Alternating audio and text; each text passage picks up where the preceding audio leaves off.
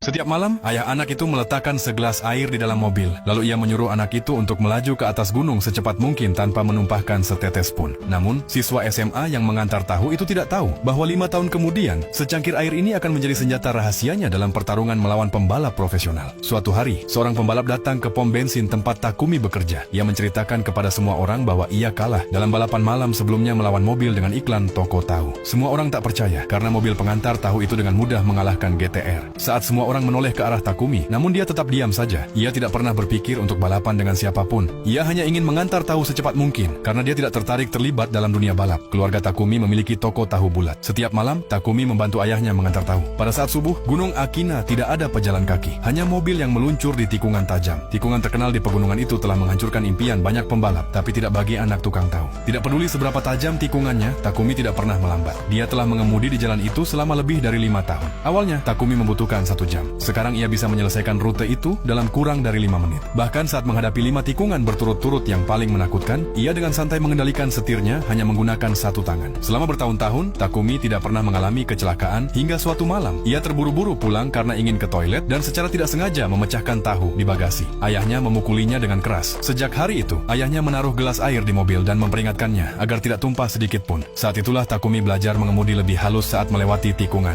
Namun bagi orang lain, dia terlihat seperti baru belajar mengendarai mobil. Suatu malam, dia terburu-buru mengantar tahu. Dia menyalip GTR di depannya. Saat kedua mobil saling berpapasan, pengemudi GTR terkejut. Dia hanya menatap saat Toyota Corolla dengan mudah mengalahkannya. Keesokan harinya, pembalap itu datang ke pom bensin dan menantang pemiliknya untuk balapan. Semua orang percaya pemilik pom bensin adalah dewa balap legendaris. Pembalap itu berpikir hanya legenda yang bisa mengalahkannya. Takumi terlalu takut untuk mengakui kebenarannya, karena dia tidak ingin ayahnya tahu dan memarahinya. Di antara semua orang di pom bensin, hanya pemilik yang tahu bahwa ayah Takumi sebenarnya adalah pembalap legendaris. Bertahun-tahun yang lalu, ayah Takumi berhenti balap untuk memulai keluarga. Tapi tak lama kemudian, istrinya meninggalkannya dan dia membesarkan Takumi sendirian. Pemilik pom bensin mengira ayah Takumi lah yang balapan dengan Toyota. Jadi dia pergi ke rumah mereka untuk memastikan. Tapi yang mengejutkan anak itu, ayahnya tidak marah. Sebaliknya, dia memberikan kunci mobil kepada Takumi dan menyuruhnya untuk balapan. Ketika Gunung Akina ditutup untuk balapan, pembalap itu akhirnya melihat AE86 tiba. Tapi semua terkejut saat jendela diturunkan, karena orang di balik kemudi bukanlah dewa balap tua, melainkan hanya anak SMA.